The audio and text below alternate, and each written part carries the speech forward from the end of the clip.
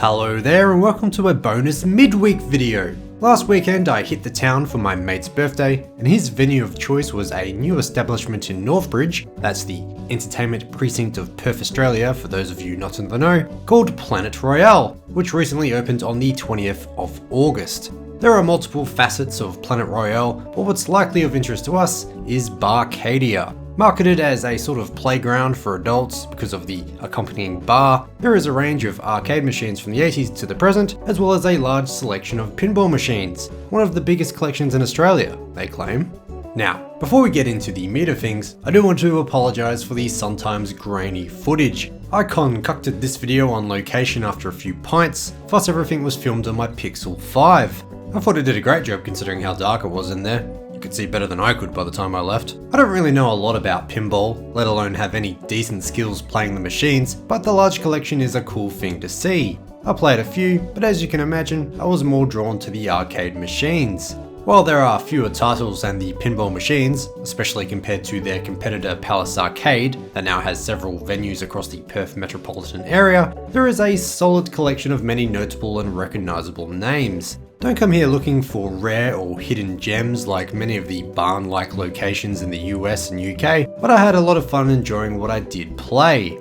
My favourite was probably Virtual Racer, as I don't think I've ever played it on a real machine before. I also gelled with Time Crisis 4, TMNT, and of course, Space Invaders. Checking their website, it appears there are a few other machines that either weren't in rotation that night, or my drunk ass just couldn't find them. I wouldn't mind playing Off-Road and Battlezone though. Oh well, next time. So, how does one pay to play? Luckily, this is the 21st century and coins are not needed. There is a card tapping system in place with all machines fitted with a reader. This is topped up by using a terminal and most games cost $1 or $2 each per play. Is that too much? Well, you tell me. Older arcade machines certainly were designed with the idea of draining your pockets as quickly as possible, so $10 can disappear rather quickly. It's all good and fun while you're drinking and hanging out with friends however, but this is not a supplement for the arcades of old. I guess there just isn't really a place in the world for those now. Although I just had to point out that $3 a play for the Led Zeppelin pinball machine is definitely up there. I'm not sure why that was so pricey compared to everything else. Higher licensing fees, I guess.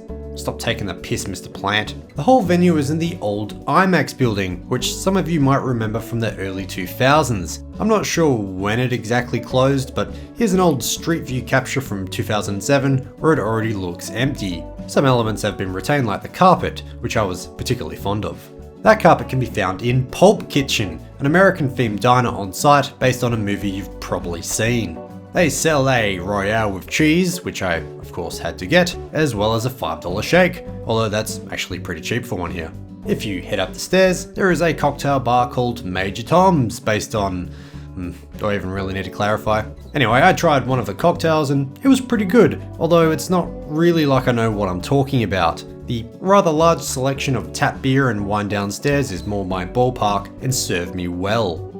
The last segment of Planet Royale is the Royale Theater, where the IMAX screen originally was all those years ago. I couldn't figure out how to get into the actual theater itself. It appeared to be closed during my visit, but here's a photo I stole. Gaming related, the WA ESL is based here. That stands for the West Australian Esports League, where they apparently host regular events. This appears to be a first for Perth. Planet Royale can be found at 12 Lake Street, Northbridge, near the corner of James Street. Here is another photo I stole of the outside since I forgot to take one myself. I had fun and I recommend checking it out if you're in the area. Anyway, thank you for watching this very quick video and I'll catch you in the next one.